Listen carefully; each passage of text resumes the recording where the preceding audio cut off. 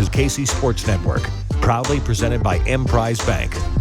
What's up, everybody? Welcome to another edition of 21 Questions, the question and answer podcast brought to you by the good people of the KCSN Discord. My name is Craig Stout. I am joined by a special guest this week, 810 Sports' very own Jason Anderson. Jason, my friend, I'm so glad to A, have you on the show, and B, I get to host for once and ask you the questions. This is a little bit of a flip from our normal situation that we got going here. I like the roles reversed a little bit. Let's see how this works out. I'm so used to asking you the questions and everything. Now I just get to sit back and see what's thrown my way.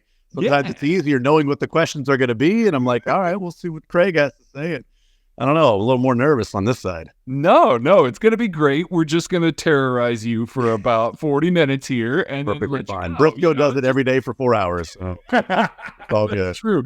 It's true. You know, we're so thankful that he has now joined us so that we can sufficiently dunk on him and still have him be able to defend himself on the podcast network. So I'm very glad that that's the case. So we are going to go ahead and kick this off. We are recording this on Monday. This is going to come out potentially after the trade deadline. So there'll be a couple questions here. You can use this as a little bit of a retroactive thing here. But one of them they got asked by Grayson Jaspers was, how do the Chiefs waiting to fill Nick Bolton and Justin Ross's roster spots make you feel about their willingness to make a trade before the deadline, Jason? I think it's interesting that that part of it to where they only had 52 players on Sunday against the Broncos. I mean, you only activate 47, but they didn't, get that extra man up to the 53rd man roster. And I wonder is that a salary cap thing? Brett Veach always needs a little bit of space throughout the season. It's like you're never going to be at the ceiling of the salary cap because one of the things that I've called it is you got to be able to keep the lights on throughout the season. So you elevate somebody from the practice squad, you got to pay that money. And so a couple of things. One, they're conserving a little bit of money on that 53-man roster. Maybe they didn't want to waste somebody's call up from the practice squad if they weren't really going to play them all that much. Or there's just sort of a seeing what's out there for that final couple of spots really on this roster. I'm not sure, but I think it's intriguing in that they didn't immediately fill that spot because Nick Bolton on the IR and Justin Ross on the commissioner's exempt list, those didn't happen like on a Saturday night. Those things happen, and you had a little bit of time to sort of, think about it for a few days. So that clearly was strategic in them only going with 52 mid. And now with the trade deadline tomorrow, I think there might be some ancillary moves that they can make, some smaller ones here or there. But with the 3 and change cap space that they have, the potential ability to restructure Travis Kelce to free up a little bit more. Maybe this will be famous last words and somebody will be watching this and be like, that idiot. But I don't see a big move being made for, wide receiver, which, a lot of people want, with different names that are out there. Maybe DeAndre Hopkins just because it won't cost as much, but that's really the one that comes up. But I think it's interesting, and I think it's certainly something extra to keep an eye on with the trade deadline tomorrow because they haven't filled that spot.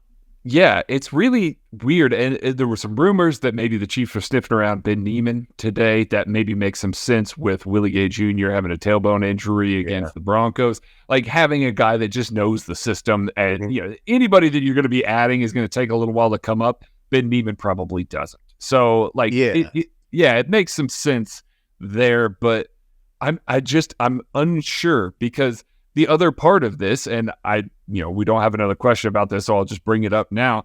Richie James reportedly, seeking out a trade as well. There's not a roster crunch. It's not like when Richie James comes back from the IR that all of a sudden they've got to make a corresponding move here. Like there's roster spots available, and he's quote unquote, this is agent speak, healthy for another team. Yeah. It is the way that it was phrased there. So I look at this a little bit as well, Jason, and they don't have to make a move. If Richie James is looking to be out, and again, it could just be a logjam at the position, that's a difficult thing for me to look at and say, okay, so what are they doing with those positions? Like, what are they doing with those two spaces? Because Richie James could just be on this roster. Yeah. What his contract is. He doesn't have to go actively seek something out. And that report today, that perked my ears just as much as the fact that they hadn't filled those two roles, Jason. Yeah, because like if Richie James, if what happened last Monday didn't happen, and Justin Ross is not on the commissioner's exempt list, and the news comes out today that Richie James and they're exploring a trade. Okay, makes sense. Yep. Cole Hardman in, you got 7 guys. But with Justin Ross and the unknown of what's going to happen there, I mean, there's a court date in December that's 5-6 weeks away from today. So who knows what's going to take place with that? And with Richie James, then maybe getting traded. Now you're talking about 6 guys on a roster. And, do they go 7 or do they typically just go with what their typical numbers might be with 6? And they go, okay, these, it's sort of like in baseball in spring training when it's like, well, you got like 7 guys who could be starting pitchers. Well, we'll see how spring training goes. And those things will sort of, work themselves out. And, you've got 7 guys. And now throughout the season, maybe it's worked itself out to now you move forward with 6 without Richie James, without Justin Ross. Richie James maybe brings something back. I don't know if it's like a McCole Hardman where it's a 6th for a 7th and, you get a little bit of cap space or whatever for Richie James. But it's kind of redundant now with James, with McCole Hardman on the team. So it'd just be exchanging, 6 in one hand, half dozen in the other for this. It's sort of like the Spider-Man meme, just pointing back to each other, Richie James and McCole Hardman right now. So I don't know that they want 2 of those same guys that have that same skill set. They're going to bring somebody in. I would guess they're looking for something different. Especially since Richie James wasn't like wowing everybody with his punt return ability or wide receiver ability. So, and that's kind of the thing there. And we'll just kind of roll this into what Arrow asks here. On a more serious note, he first just asked Sky Moore with a question mark. Like that was it. That was his question. Sky Moore. I love that question. Yeah, I know. Sky Moore question mark.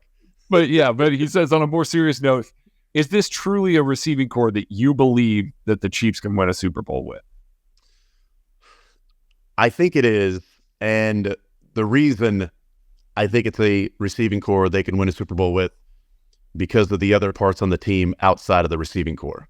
If it was just the receiving core and they were only relying on Patrick Mahomes to go and make plays and the offensive line was struggling and the defense was giving up 25, 30 points per game, and it's like, you've got Kelsey who's, showing his age a little bit, and Patrick Mahomes is not infallible. He is not perfect. And if that was the case, then yeah, I would say that there is an issue at wide receiving core that's going to be a fatal flaw, that they won't win the Super Bowl with the guys they have there.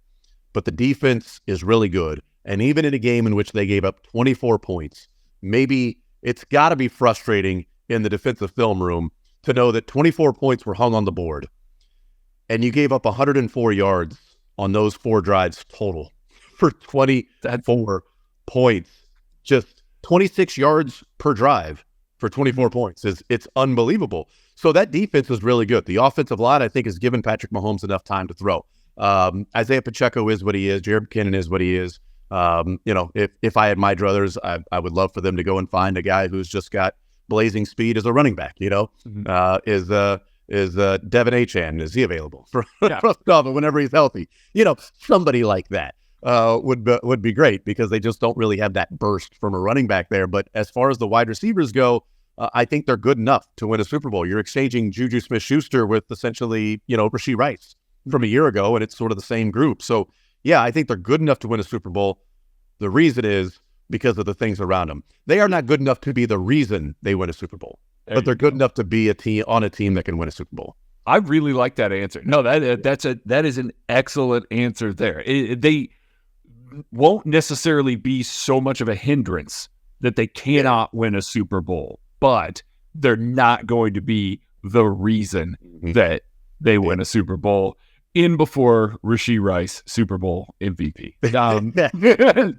I think Hugh says, "Hey, I'm here for it. I will eat my words all off season long again." Craig Stout signed off the couch Super Bowl MVP. I'll take it, just as long as it's somebody for the Chiefs that wins Super Bowl MVP. I don't care who it is. Joe Tooney, Super Bowl MVP. Whoever it is, doesn't matter. Hell, Blaine Gabbert. If it's a Super Bowl, if it's a Super Bowl MVP, it would suck for whatever happened at the time, But if it's a Super Bowl MVP, I'll take it. Yes, it's another trophy. Boy, we just put Andy. He's already in the Hall, but put him in the Hall immediately if Blaine Gabbert is your Super Bowl MVP there. Isaac Hugh asked the question: what's the most interesting talking point around this team that is not wide receiver right now? The most interesting talking point. And when you repeat the question is typically when you're thinking of the answer while you're repeating the question. Well, see, I'm just giving you an opportunity to not talk about, the hits. What's the interesting part? Yeah. It's funny because as the season has gone along, it was so much about the offensive line early on. It was offensive line and wide receivers. That was it. It was Juwan Taylor and wide receivers. It was dropping the ball and Juwan Taylor not being able to line up correctly. It was who's a playmaker and Juwan Taylor is false starting. Like it's Travis Kelce, is he going to be able to get through the season without an injury or healthy? And why are the referees picking on Juwan Taylor? I'm glad that that's behind us, that Juwan Taylor has just the one penalty in 4 games now. Oh, you have jinxed him, Jason. He had 10 penalties in his first 4 games. And he's got 1 penalty the last 4 games. I don't know. Maybe he's doing something completely different than he was earlier in the season, but maybe there's seeing it different. No, maybe there's not. And maybe Andy Reid pointing out that the rest of the league does it. And, we had the same reffing crew and we lined them up purposefully out of alignment. You still didn't call it. Hey, guys, let's ease up on the flex. It's like, did Juwan Taylor learn his lesson, or did the refs eventually get the message? Yeah, who got the message first? Yeah. Regardless, that was sort of the beginning of the season. What I think has become an interesting point is the frustration around Clyde Edwards-Helaire. Yeah. While he's played 9 snaps the last 2 weeks. Yeah. He might. Clyde Edwards-Helaire and Justin Ross. Well, Justin Ross especially might be the most talked about Chief that actually didn't do anything, that hasn't done much, that was actually on the Chiefs. Mm-hmm. Patrick Peterson has been talked about as the Chief for a long time. Chiefs fans have talked about Patrick Peterson forever, but he was never actually on the Chiefs. Ty Law was talked about for a long time that he actually was on the Chiefs, and he was pretty good. But Justin Ross, from the second they signed him, as it gotten so much airtime and words that were written about him. But Clyde Edwards-Helaire, for a guy that's played 9 snaps the last 2 weeks, has a lot of conversation that goes on of people just annoyed when he's in the game and not wanting him on the team, and what's the point of him being there, and all of these things. So I find that to be of interest because there's, in one way, it's not a complete and apples to apples, but there's a little McCole Hardman, Clyde Edwards-Helaire thing going on in an odd sense. So last year, I thought McCole Hardman was actually underrated for what he was doing, for the reputation that he had, because he wasn't DK Metcalf, because he wasn't Tyreek Hill, the way the Chiefs were using him, all this other stuff. I thought he became underrated with his reputation in town. Then he came back and it was like, oh, remember what McCole Hardman can do? He was fast. That's not what Clyde Edwards-Helaire is. He's not underrated in any way, shape, or form. So like I said, it isn't apples to apples. But I feel like so much of Clyde Edwards-Helaire's frustration is just that he's not a different player. Yeah. They missed. It's over. There's no going back. You can't go back to the draft and take T. Higgins or Pittman, or if you're going to take a running back, Taylor, you can't do it. It's over. It's not Clyde Edwards-Helaire's fault that he got drafted. He didn't choose himself. Injuries have been an issue, and he had a burst in college. He's got no burst right now in the NFL. But for a guy that's played 9 snaps, that's probably one of the more interesting storylines around this team, is how frustrated when he's on the team and gets a carry. The immediate, even when it's a 4.5 yard carry, he picked up almost 5 yards. He broke a tackle, spun around, stayed on his feet, picked up another 1.5 yards, and it's like, get him out of the game. What are you doing in the game? Why would Isaiah Pacheco would have taken that for 70 yards if he had the exact same. Yeah. It's burn the man's jersey. Why would you give him the ball? Right. He's serving a role.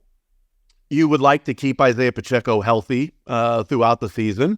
And quite frankly, Jerick McKinnon doesn't have the burst either. It's one thing if it's Edwards-Helaire is taking carries away from Jerick McKinnon, who's going to have this huge burst or whatever, or Jerick McKinnon that looked like or plays like the Bills divisional game when he was just dynamite and he was all over the field and he was fast and he had the burst and fresh legs and all of that. He just doesn't look like that right now, and that's age. It happens in the NFL. But yeah, the discussion around Clyde Edwards-Helaire I find to be really fascinating because it's continued and it's going to be healthy for everybody in the offseason just to go their separate ways. Yeah, absolutely the case. Clyde Edwards-Helaire is a backup running back, and I know Matty has said this all the time. If he was drafted in the 5th or the 6th round, nobody would care. They'd just be like, all right, he's fine. He'd be getting treated the same way that Darrell Williams was treated when he was absolutely City Chief. just like, hey, he's a fine backup running back. It's a good thing we have one of those in case Isaiah Pacheco gets hurt. Right. End of story. Yeah, he catches the ball. I mean, he's not gonna lose 7 yards every time he touches it. He's not gonna run backwards. You don't want him to have to run horizontal, down the line of scrimmage or anything. Give him the ball and try to get vertical as much as you can. Use them those ways. But, that's the kind of, the problem is that he was a first-round draft pick. And we know he was a first-round draft pick. So they got hurt and lost his burst. And then the Chiefs still insist on using him in outside zone runs, which is also not his forte, running horizontal. Again, these are all things that we're just saying that aren't Clyde's fault. He is. Yeah, he is who he is. Yeah, had 1 carry for 4 yards against the different Broncos this week. And I can tell you there were a number of people that were super angry about that 4-yard run. It was a fine 4-yard run. He got what was there. And totally fine. I'll take that 4-yard run over the Kadarius Toney 2-yard loss that I tweeted about this, on Monday night, that it might have been a touchdown. Like, Craig, I think if you got the ball, I think you would have picked up a first down probably. But, you might have scored. It was just blocked so beautifully up the middle, right off the rear of Trey Smith. Mm-hmm. And he just runs right into Joe Thuney's guy. Like, if he just curls it around Trey Smith, it's blocked from the end zone view. The all-22 is just nauseating. To see that and to know that 2 plays later they kick a field goal on 4th and 2 and they're down 7-3 instead of it being 7-7. Like, I'll take that Clyde Edwards-Helaire 4-yard run over that minus 2-yard run. But when Tony's, now that's the cutesy part of it. That's the, you're getting too cute and all of that stuff, which is an annoyance, all of that stuff, that has been talked about. But like, if Edwards-Helaire had the ball there, I don't know. Does he pick up 2 yards, 3 yards? Who knows? But I know the next play, Travis Kelce picked up 10 yards. Mm-hmm. That set up 3rd and 2 because it was 3rd and 12, and then it set up 3rd and 2. So if he doesn't lose 2 yards there, you're talking about maybe scoring. So sometimes it's okay just to get no gain or 1 or 2 yards on a play. It's not minus 2 or minus 3. I do think it's funny that there are a number of people that think that every play is designed to score. Like, hey, we blocked up this inside zone. It's definitely gonna score. No, that's not the way. That's not the way it goes. Also, Jason, I want to let you know I have no knees anymore. I might still be trying to cut back to Trey Smith 24 hours later after the game. So I'm just saying. Knowing what I know now, knowing that I know it's a 2-yard loss, and they end up kicking a field goal anyway, I'll take my chances. You'll take your chances.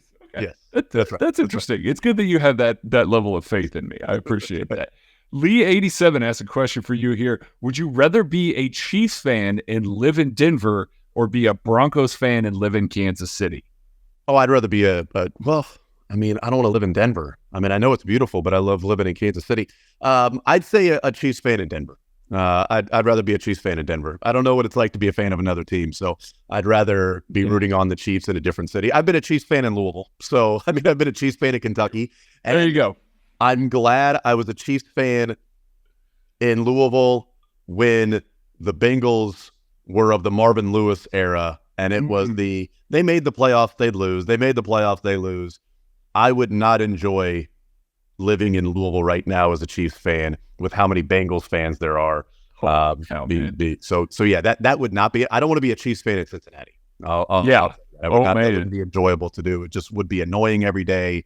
John at the office, the next cubicle over, all the Who Day stuff, and no, wouldn't want to do it. But in Denver, the last 7 years would have been perfectly fine living there. Yeah. I will say, being a Chiefs fan that lives in the Denver area currently, it wasn't great this week. Like, I had to take my medicine for certain. So it happens. It happens, man. It's gonna happen. We talked about it this week. Look, on Sunday, Broncos fans and Bengals fans were having their fun. Let them. Yeah. They had a great weekend. Broncos broke the streak. The Bengals went to San Francisco and won. The Chiefs fans have had tons of fun weekends. Of fun weekends. It wasn't our weekend. We'll see what happens in Germany this weekend. Yeah, we will. No, I've got my desktop wallpaper. I've made sure is Nick Bolton running back a touchdown against the Philadelphia Eagles last year in the Super Bowl. There Could have been Nick Bolton running back a touchdown against the Broncos. It could have been that. It could have been that. But no, I left it at that, and somebody walked up and went, "Oh, I suppose you got to take that down now." And I said, "Oh no, you guys won your Super Bowl. We haven't played ours yet." So you got to hang the banner. We can't win. Ended a 16-game losing right. streak. Like that's right. Yeah, exactly. Throw the parade. Yeah, that's awesome. Like I don't know. No. I'm going to keep the wallpaper up. That doesn't come down. This isn't the NCAA. That Super Bowl is going to stay up there. They're not going to vacate that. It's all good. That's going to stay forever. Yeah. Lee87 asked this as well, and you touched on McKinnon. So, this doesn't have to be a big, long thing, but a lot of conversations held about the poor receiver play. Should we be more worried about the McKinnon struggles? He was red zone and clutch time heavy hitter, kind of stepped up when the receivers didn't last year. And this year, he doesn't seem to be making the same impact. You mentioned that he just doesn't seem to have some of the same burst. Are you concerned about that because they don't have that other kind of tertiary option to go to when things aren't working on the offense? Yeah, I'm concerned because that's sort of the guy that was going to provide that. Yeah. So I think there's a concern that way is part of the Chiefs, stretching the field horizontally and vertically. Like you got to worry, every blade of grass, you got to go sideline to sideline, end zone to end zone. And without the speed from a running back to really run those outside zones or stretch plays or anything like that, I just, it's a concern to not have that, dynamism that the Chiefs have had in years past, that McKinnon has had in years past, and it's unfortunate. Like they've had, like Damian Williams was fast. I mean, that guy was good, and I really like Damian Williams, and I hate the how it ended in Kansas. I wish it was a better ending in Kansas City than the COVID year and drafting Edwards-Helaire and then just sort of unceremoniously like, oh, Damian Williams is no longer a Chief. That sucks. He was awesome and enjoyable, and that playoff run was just nuts, and his name's all over the playoff record books. So legendary. Yeah. But he was a guy that had a burst. Anytime he touched the ball, he could go outside, inside zone. He could break it and go 90 yards like he did against the Vikings. They don't have that guy. Like there's not a guy like Isaiah Pacheco does a lot of things well. Running outside is not his strength. I mean, he's not a guy that's going to get the speed and get to the outside. McKinnon was a guy that could do that. We know Edwards-Helaire is definitely not a guy that can do that. I don't know. Can P. Ryan do that? Can Deneric Prince, they were thinking because he ran a 4.3, but is he quick enough to get outside as opposed to, when he turns the corner, he runs a 4.3. Sure. Okay, great. But can he be fast enough to turn the corner against NFL players that might have an angle on him? That I don't know, but they clearly didn't think it was good enough to give him a chance, to run the ball just to see if he could even do something like that. So I don't know. The issue with McKinnon is that they don't have that guy, and he's sort of the one that would fill that role. And I do think that, to your point earlier, it's like being able to rely on that guy through a stretch there while the wide receivers got it figured out, while defenses were trying to take away Travis Kelce, or bracketing Juju a little bit at times. Again, Juju Smith-Schuster, another guy that will be perennially underrated from last year's squad. I think people just saw him as a jag, he didn't put up 1,000 yards. So he was he made that offense go. Yeah. But Jerick McKinnon did as well. And that stretch of time there where they got in the red zone and just went, hey, we're going to be able to, rotate through the options, dump it down to Jerick McKinnon. And guess what? Hey, it's 6, score. We're not seeing that as much anymore. And defenses don't have to respect that. And so they're just kind of ignoring it. So I wonder if at some point Andy Reid's going to, blow off the playbook again and just say, hey, listen, I know that he doesn't have the same burst, but he's got the ability to make guys miss in space on occasion. Maybe we get into that a little bit more because the red zone woes are yikes right now. Like they are just not a good football team in the red zone. And they had two, their third down plays that they had in the red zone, the first 2 third down plays they had in the red zone, the 3rd and 2 when they ran the shovel pass. And then the 3rd and 2 when they had that, outside throw to Jerick McKinnon that we're just talking about. I mean, both of them just, weren't executed well, whether the shovel pass, you can look at a couple different things. But on that swing pass to Jerick McKinnon, it was just Rashee Rice missed a block. Yep. I mean, that happens. But it's probably also 6 if he gets that block too. That's the thing. Yeah. I mean, it's there, but it's also the risk you run when you run out wide like that is that one missed block all of a sudden it's a negative 3-yard play, and you're going, why don't you just run it up the middle and run it twice with Pacheco up the middle on 3rd and 2. You're going to pick up a first down. Instead, now you lost 3 and you're kicking a field goal because you're getting cute. And it's like, yeah, you can call it cute, but also the players are expected to execute. And Rashee Rice is expected to go and block a guy. And they wouldn't call the play if they didn't believe that Rashee Rice could make that block. They called the play. He didn't get it done. Hopefully he gets it done next time. And if he does, maybe, it's against the Dolphins and they turn the corner and pick up 6. Maybe it's against the Bengals. He turns the corner and scores, or the Bills or something like that to where it's a touchdown. It's like, okay, it was executed. It wasn't executed well against Denver. Might have cost you a game, but it was executed in this one because of, whatever happened then. So, yeah. I mean, it's cute when it doesn't work. But it's a nice play call when it does. And it's funny because the screenplay that they executed against the Chargers last week was phenomenal. Again, that's a very ticky-tack call on Joe Thuney preventing Jerick McKinnon from having a touchdown, a very long touchdown to his name on that play. So I do think that it's still there, that they're going to get into it, but it is probably the one thing that I can point to that they can move to with this offense and try and get some things going in the red zone. Well, I mean, that first drive against the Broncos on Sunday, I mean, McKinnon almost had like an 80-yard play because on that 3rd down when Mahomes rolled to the right and then he sort of slipped and like it looked like he locked his knee or something and lost his balance and then he just threw it away. There was nobody around McKinnon for like 15 yards and the only person between McKinnon and the end zone was, I believe, it wasn't Justin Watson because Watson was in front of McKinnon. So it might have been MVS. It was a receiver and a Broncos defender behind McKinnon. That was it. And I think if Mahomes doesn't sort of slip and lose his balance and then see the guy in front of him and just throw it away, I think he sees McKinnon coming open and there's nobody by him. And we might be talking about something different. Hey, McKinnon breaks another one against the Broncos. Yeah. It didn't happen. And that's the NFL. Like split seconds can be the difference between an 80-yard play or it's a throwaway on 3rd down and you're punting and a 31-yard punt return happens right after that. So, absolutely. It's just unfortunately the way that things break. Speaking of breaks, we're going to take one. We will be back right after this. Thanks for listening to KC Sports Network. Make sure you download our new app. Find it on the App Store or Google Play. Just search KC Sports Network. All right, we are back with 21 questions. I am here with Jason Anderson. We're so happy to have him here. Let's get right back into the KCSN Discord here. Moneyish says, given it's Craig and I like defense, these are facts. Who on the defensive line are you looking to see have a big game next week against the Miami Dolphins, Jason?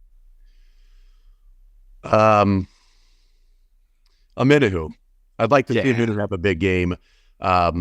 This is one to where the Dolphins can hit you with the big plays and they can hit you with the running game. So it's not just a throw the ball deep all day. They'll hit you with the running game. I think Amenahu can set the edge and stop the run and he can get after the passer. But the defensive line has a lot on their plate this week. I think it's easy to go Chris Jones, right? I mean, obviously Chris Jones would be the one. If somebody has a monster day, who would you want it to be? Well, Chris Jones, because he can wreck an entire game so many different ways. If Chris Jones has a monster game as opposed to Derek Nottie having a monster day. Like those are two different things. Like Chris Jones, I am here for a Derek Nottie monster game, though. Don't get me wrong. I'm here for it. But Derek Nottie monster game might be a sack and a half and 2 tackles for loss. Chris Jones monster game might be 4 sacks, a pass batted down, a forced fumble, a fumble recovery, 3 tackles for loss, and just like 3 different drives he stopped in the game. Like so different levels of great games of those guys. But Amenahu, because Chris Jones at expected level, what George Karlaftis has been doing certainly is an increased level of play and carrying over from what he did at the end of last year. Amenahu got in there after the quarterback again, and they've been doing that. I mean, 11 sacks in the last 2 games. They had another 7 or 8 tackles for loss. I think 7 tackles for loss, 8 quarterback hits, and that's what they have to do against Tua. So that defensive line, I'm going to go with Amenahu, with Chris Jones in the middle and George Karlaftis sort of doing his thing. I'll go Amenahu, or even Dana. I may go Dana as well. Those 2 guys. I was going to say, I was tempted to go Dana. I think I'm going to go Karlaftis just because, Kendall Lamb is the left tackle right now. Now, Teron Armstead may be back, reportedly flying to Germany with Miami right now. But, George Karlaftis, again, not getting a whole bunch of super quick wins, but the Kansas City Chiefs are so good with their coverage unit right now. They need that guy that wins on those second effort plays, that transitions into that second rush move, can get in the backfield. And George Karlaftis is really coming into his own. Doing that, utilizing his hands, working with Tamba Ali has paid off in a big way for disengaging from blockers, getting there later in the rep. That's really good. So I'll go with George Karlaftis there, but Charles Omenihu, it is fun to be a Chiefs fan and watch this defensive line right now because they've got it coming from pretty much everywhere now. So much so that they've got a first-round draft pick that's still racking up pressures. Don't get me wrong, like Felix Anatuke-Uzomah is still racking up pressures, but they don't need him. They don't need him to step into that role. They can groom him and turn him into the player that they know that they can get with him, with Joe Cullen. So I'm really excited about the defensive line just as a whole, right? Yeah. I know that most of the talk this week is offense, but my goodness, this defensive line and this defense is so good right now. It's just it's crazy just how much the offense drives the conversation because when the Chiefs are really good, it's a lot about how good the offense is, right? And why isn't the defense better? The offense, it's awesome. Why isn't the defense better? But the offense is awesome, and Patrick Mahomes, and they'll lead you to a Super Bowl. This year, the offense is struggling. The defense is awesome. And it's like, the defense is good, but why is the offense struggling? Let's talk about the offense and how they can get better and why they're struggling. It's the defense is just so good. And I have no problem continuing to give them their flowers because they've been dynamite. And this one's going to be an amazing matchup because the Chiefs have given up the fewest explosive plays in the league against a team that lives off explosive plays. And while the Dolphins haven't given up a ton of sacks this year, 9 of those sacks they've given up have been against Buffalo and Philadelphia, teams that can get after the quarterback. So, that's if you're talking about strength versus strength, those are, at least pebbles on the weight scale on the Chiefs side of being able to sack the quarterback against the team that the two teams they've gone up against that can really sack the quarterback, they couldn't keep Tua upright. And they didn't score many points in those games either. So we'll see. And the Chiefs haven't been giving up explosive plays. So it's how Spags approaches this one's going to be fascinating. But that D-line's going to have a lot on their plate because the secondary's got a lot on their plate. Yes, for sure. And I think the part that matters the most, we've seen Andy Reid maybe go vanilla when he has to face, potential playoff opponents. And I can see that happening, maybe less so after dropping one to Denver. You know who doesn't do that? Steve Spagnuolo. Like, he's going to just be throwing it all out there and knowing that his guys need to step up against a really good offense. So I have these moments where I think, listen, what if Andy goes completely conservative? What if it's vanilla? What if he knows, hey, listen, we're going to see these guys again in the playoffs. That's fine. Let's keep everything close to the vest. And then I think about the strength on strength and got to knock myself, even as the defensive guy, got to knock myself into that old line of thinking where it's like, if the offense isn't going to be putting on the best effort, man, maybe this doesn't go the Chiefs' way. No, they can still win this with the defense. They just got to play really well. And the offense has got to not turn it over 5 times. So, anyway, be great. Yeah. So Casey from Casey asked this question: who, if anyone, would you consider adding to the defense at this point, whether it be a trade deadline thing? Carlos Dunlap is still out there and Ndamukong Suh is still out there. Is there anything like that? Is there anybody that you see that you'd be like, man, let's go ahead and add somebody to this defense and continue to make this a strength? I mean, I'm not sure, because it's always like how much it costs to acquire that person, if you are you bringing in Brian Burns, a lot. I mean, Brian Burns. Are you going and getting that guy? I don't know. Are you going and grabbing Kevin Byard from the Titans like the Eagles did? There are some guys out there, but if the Chiefs are going to go and make any moves in the in the next day or so, or had making moves whenever this comes out, I'm not sure it's going to be on the defensive side. And so it's weird that in a year or just weird in general, that we're talking about a team with Patrick Mahomes And I'm not looking around and going, God, if they could get that defensive player, if you could add that defensive player, can you add this defensive player? Oh, man, can you just bring back this guy? And what would this defense look like with Derek Johnson? Oh, man, add Jared Allen to this defense. Like, how we always think, oh, man, Jamal Charles on this offense, which, by the way, that does. Oh, that would do it. That would do it. I do have to cool off thinking of Jamal Charles. And that would be scary. But like defensively, like there aren't many names that I'm looking around for, just simply because of the guys that they have. Now, Willie Gay, if he's out for an extended period of time or something like that, then I think you might need to start. And Ben Neiman isn't exactly the name that gets people excited, but he's a guy that knows the system and has been around, and who's out there that you can go out and acquire anyway. So, I mean, it was such a bad game against the Broncos that even the defensive play that they got a turnover, Willie Gay gets hurt. In recovering a fumble. Yes. He gets hurt. Recovering a fumble. Like, that was the last time we saw him in the game, was when he slid down and recovered the fumble on Russell Wilson right before half.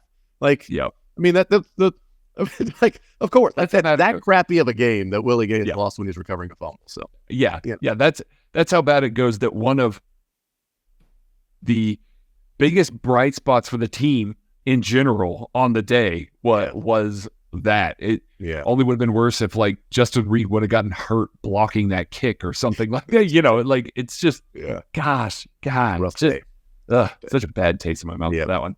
All right, positive toasty. Besides Patrick Mahomes and Travis Kelce, who is the best skill position player on this offense right now? Rashee Rice. That's a loaded one. Yeah, I think I'm there too. But I'll let you. It was right for Pacheco. It was right. I was racking my brain of like Rice, Pacheco, Rice, Pacheco.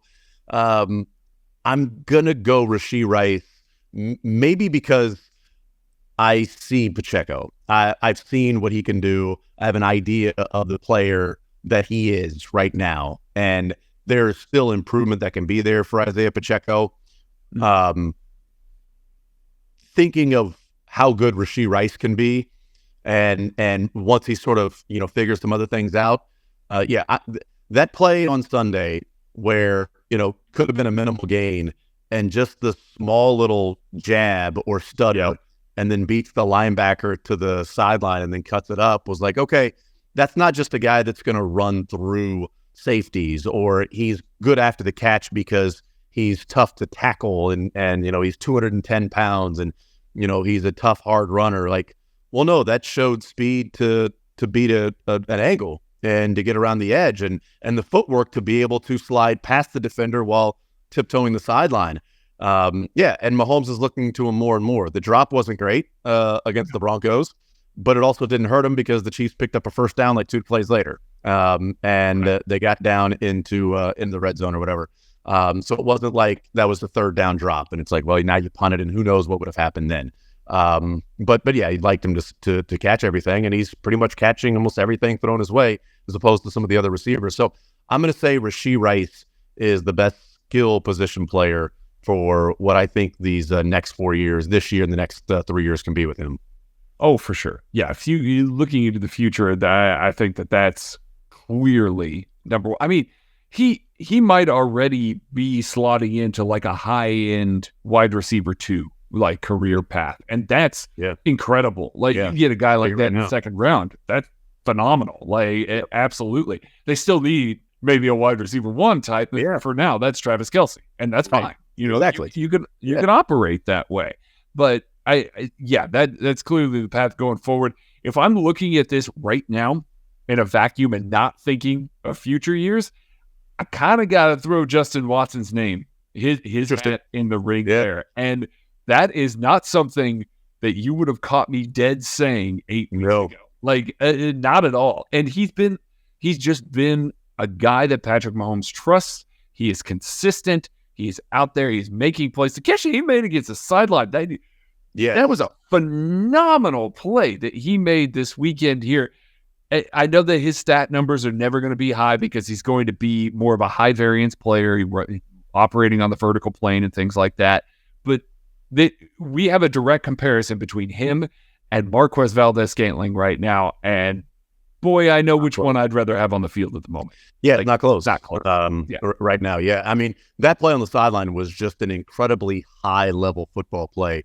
The throw from Mahomes on the run to the catch by Justin Watson is just, as good as it gets at that level. I mean, just you got to have a quarterback that can make that play, and you got to have a wide receiver that can get there and then get the feet down while catching the ball. It was a great play. And Mahomes has the trust there, and the trust is earned because Watson is catching the ball when it's on his way. So yeah, I'd put him in the mix. But Rashee Rice, Pacheco, and then I think there's a conversation for third at that point. Yeah, there definitely is. All right, we got one here from Chief Golden, Colorado. So things are happening that have never happened in the Mahomes era. Losing to the Broncos, that's the first one there. No 100-yard wide receiver games, that's the second one. And the defense is playing lights out. So should we be concerned about this iteration of the Chiefs because it's so starkly different than it ever has been under Patrick Mahomes? It's interesting. Man, just the best part of that, though, is how good the defense is, right? Yeah. The worst part is, well, you don't want to lose to the Broncos. Right. and the no 100-yard wide receiver game is qualified by the wide receiver. So it's not like there hasn't been a 100-yard pass catcher for the Chiefs this year.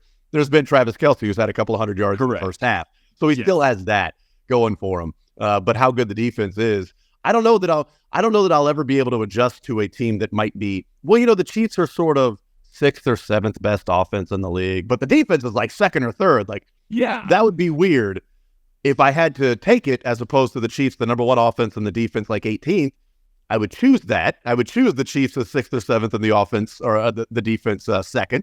I would choose that way of breaking the team down. But it is just weird watching a game and going, the offense, the defense couldn't overcome how bad the offense was in this game. And that is very 90s football for the Chiefs to say. Yeah, we don't say that very often in a Patrick Mahomes-led team, but that was against the Broncos. The defense couldn't overcome how bad the offense was, even though they did their part as much as they could. 2 of those turnovers they got right back in a fumble and a turnover on downs. Like they did their part. So yeah, it's fascinating that we're talking about that defense like that. But yeah, it's weird.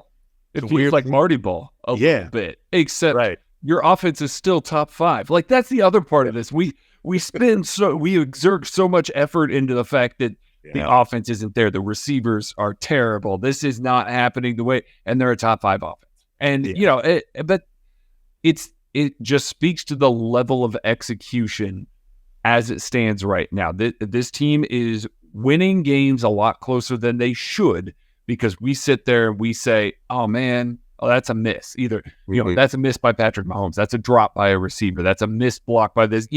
We get a lot more granular. This is what normal teams feel like, everybody. This is what supporting an NFL team feels like, is being a lot more granular with the complaints, with the things that need to happen. It's not as easy as it has been, where you just kind of lift the rug, sweep underneath it, and say, well, at least we've got Patrick LeVon Mahomes on our team there. So it's hard to complain. Team's got 2 rings, but here's where it is. Yeah. So, and they're still top 5 in the DVOA in all 3 categories, even absolutely this game. So they're still top 5 all 3. So somehow they remain. But there are worse things in the world than watching a 6-2 team that Patrick Mahomes really hasn't played all that great this year. No. And the offense is still sort of figuring it out while the defense is playing phenomenal football. Yeah. Okay. This is the last question here. I'm gonna put you on the spot. The over-under here. Grayson Jasper says, set the over-under for Tyreek Hill receiving yards against the Kansas City Chiefs. And I am going to set the line right now, giving some favor to the Kansas City Chiefs. I could go look what it is, but I'm not right now. I'm going to set the line at 75.5 yards receiving. Jason, what do you think? Over or under? I'll go over on that one. I think this is a game. I would put Tyreek probably in triple digits in this game. And it may not be like, well, he had a 70-yard reception I think it might be here's 8 catches and a bunch of 10 and 12-yard, plays along the way. There might be one big one because it's Tyreek Hill. Like, you never know. Like, he's just next level fast. But I think this is a game that Tyreek has had on the calendar. He wants to play well against the Chiefs. And I think it's a game where Mike McDaniel, pulls out, goes into his bag of Tyreek Hill tricks and pulls a few of those out and puts them out there. Some unscouted things with Tyreek Hill against the Chiefs. I think there's going to be a few plays. So I think this is one to where while Tyreek Hill has had it, I mean, he's pacing for 2,200 yards receiving this year. So he is insane. It's hard to say, well, I don't know that he's going to get 100 yards in a game when he's pacing and averaging more than 100 yards per game, pacing for, 100 plus per game, and the fact that it's the Chiefs. If Tyreek Hill is right around 70, then yeah, I think it'd be tough to see how the Dolphins win. I think Tyreek needs to have a big game for the Dolphins to win in this game because the Chiefs have an advantage, their offense against the Dolphins defense. And if Tyreek Hill is limited, limited to the most receiving yards of any Chiefs receiver has had this year of just being around 70 to 75 yards. If he's just limited to that, then yeah, I think the Chiefs defense has done pretty well. And that would be an issue for the Dolphins, but I think he's going to get to triple digits. Yeah, I debated going a little bit higher with that. Again, looking at his low numbers here, week 2 against New England, he went for 40 yards. Week 4 against Buffalo, he went for 58. A couple weeks ago, went for 88 against Philadelphia. Those are the only games. But you know what? Those has been under 100. But yeah. But what would have in common is trying to think of their schedule right now, those would be the 3 best defenses they played, right? If that's Patriots, Eagles, Bills. Yeah. So if you're looking at the best defenses they played, they've done a pretty damn good job against Tyreek Hill. So maybe, I don't know, maybe I still think the whole, Mike McDaniel, Tyreek Hill against the Chiefs, I still think that might be a little bit different. But that is really interesting looking at the game log specifically against those particular defenses. Yeah. And also those are defenses that were in the backfield most of the day on Tua, sacked him 10 times in those games. Absolutely. The second New England game was only 112 yards. That was this past weekend, right? That was this past weekend. Yeah. And that game was a lot closer than it needed to be for a little while there. It was 112 yards that he had, but it was a 60-yard touchdown. Yes. So guess what? And that's sort of what you get into with Tyreek Hill. Like, if you can limit that, can you limit his overall impact on the game? And clearly the Eagles, the Bills, and the Patriots the first go around did that by limiting. They didn't give up the big play. The Patriots this go around did, and he has 112 yards receiving. So you make the Dolphins have 9 and 10 play drives to score, and if they do, then they do. But I think with that offensive line, that 9 and 10 play drives will not be beneficial for the Dolphins. I don't think so either. I also think Mike McDaniel gets a little antsy when he has to get that far into his bag. He's hunting for explosive plays and is very creative with them. I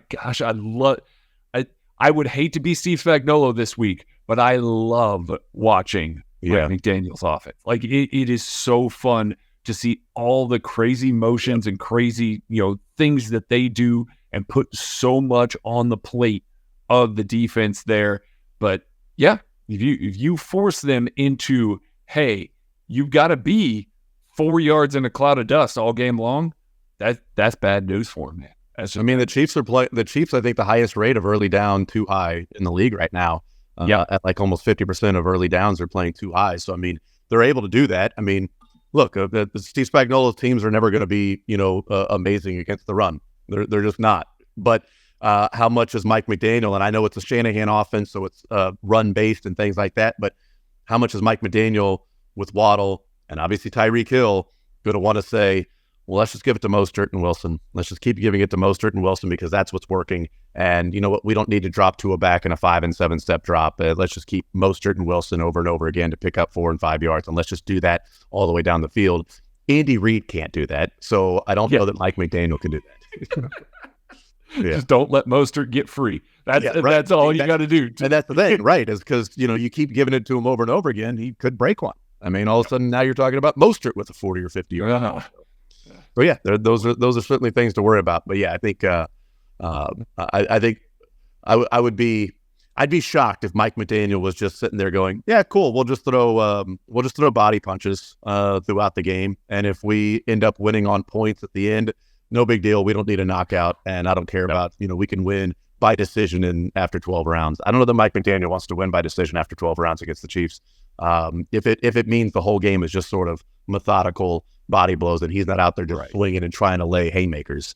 Yeah, I don't think that Mike McDaniel's had enough success to where he's to the toying with his food level of NFL coaching. So, all right, that's going to do it for this edition of 21 Questions. I really thank Jason Anderson for joining me. Really appreciate you jumping on with me for this. This is a lot of fun. If you are not a subscriber to KCSN, get in there, get subscribed. You get access to the KCSN Discord. You can ask questions on this very podcast and get in. Try and get your questions answered by the likes of Jason Anderson himself here. So, yeah, big prize that you can have there. So, yeah, huge prize. So, for Jason Anderson, I am Craig Stout. Thank you all so much for listening. Be kind to each other, and we will catch you later.